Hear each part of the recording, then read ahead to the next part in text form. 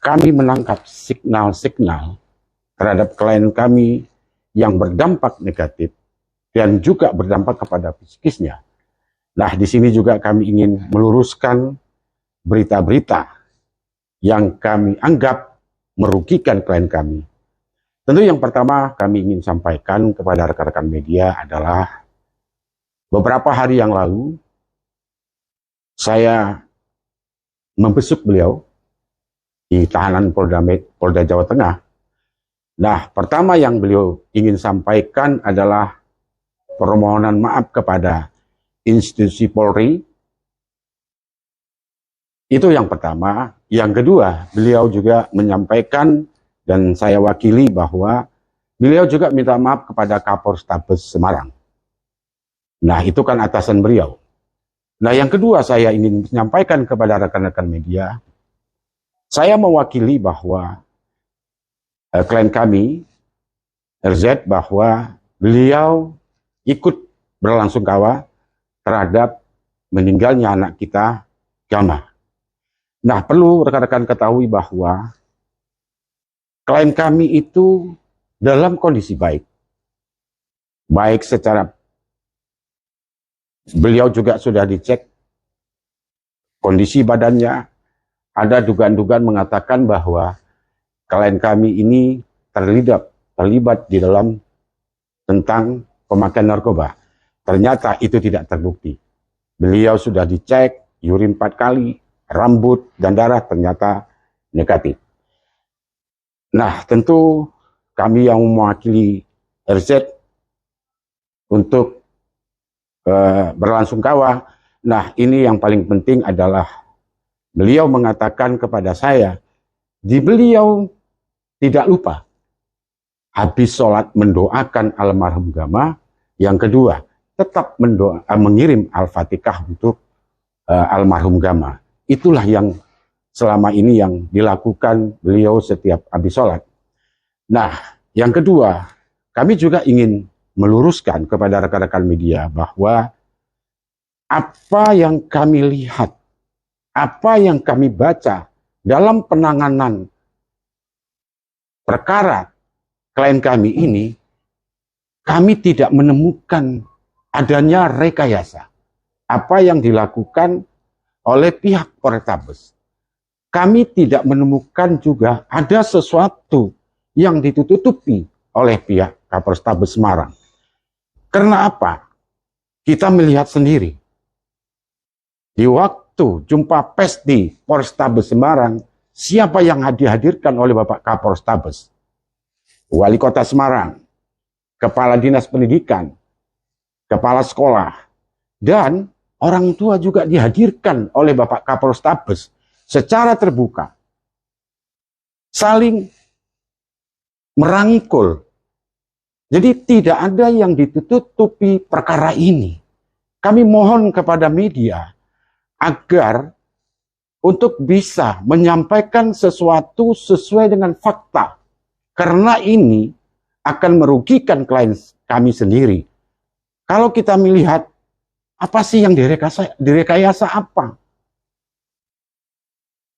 Tidak ada yang direkayasa di dalam persoalan ini. Tentu kami tidak akan menyampaikan pokok perkara yang kami harus hadirkan di dalam persidangan.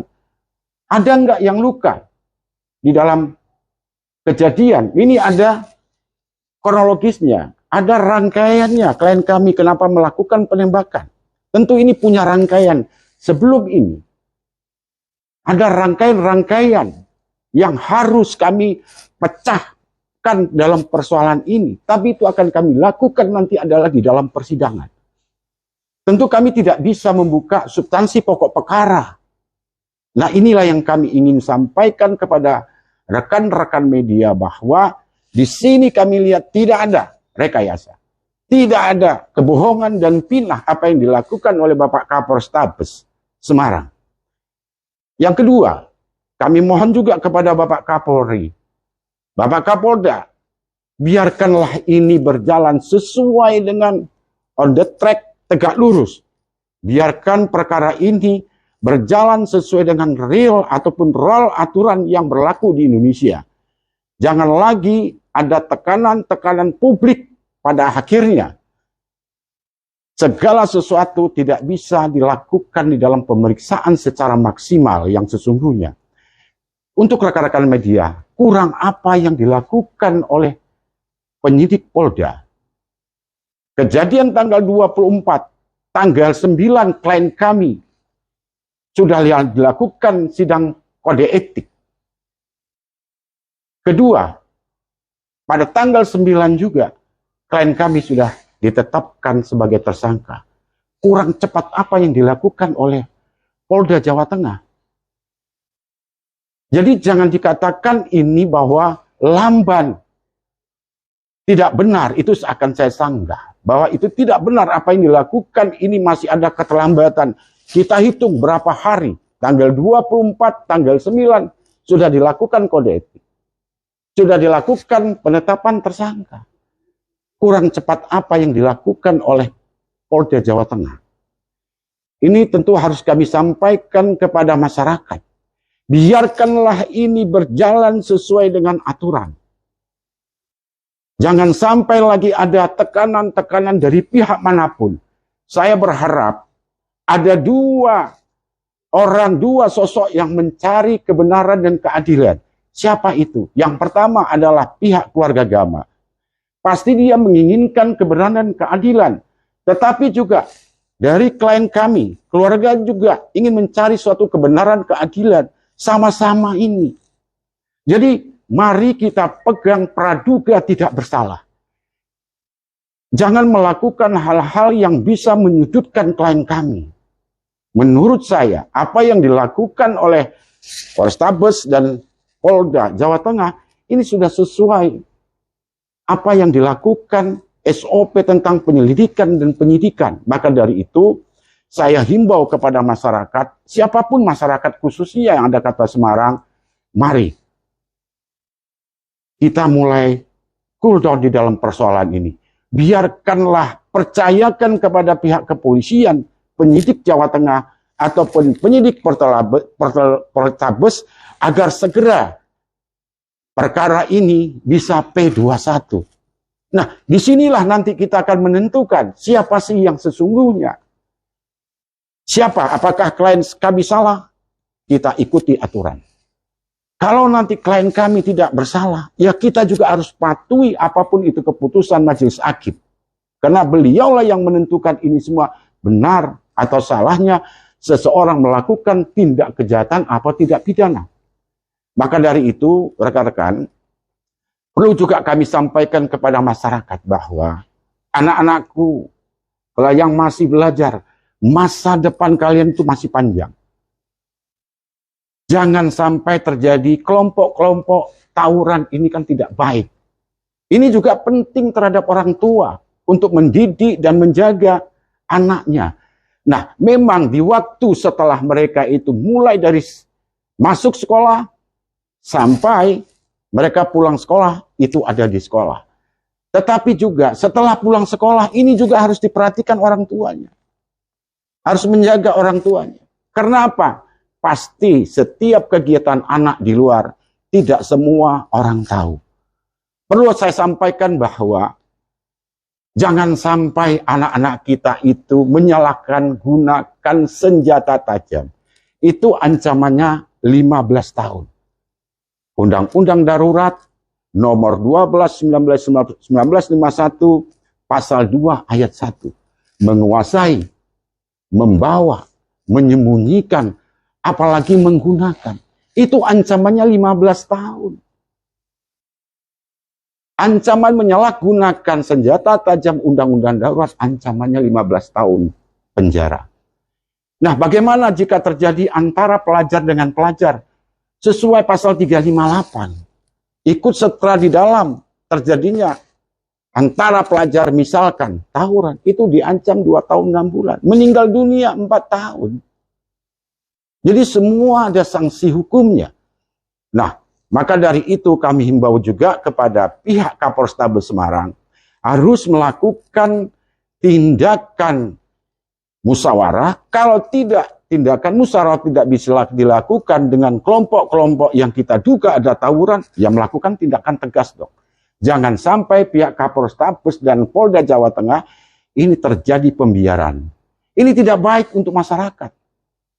Ini masyarakat dengan banyaknya tawuran di Semarang khususnya, ini akan meresahkan masyarakat, jalan raya, ketertiban umum. Ini banyak risikonya.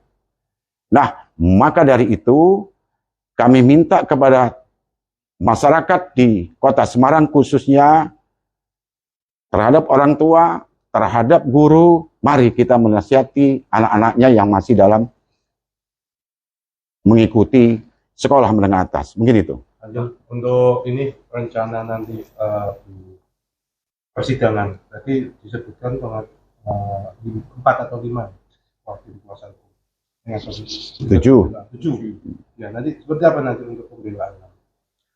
Oh iya, kami di sini kan ada 7 kuasa hukum untuk melakukan pembelaan terhadap klien kami, Robik Zainuddin.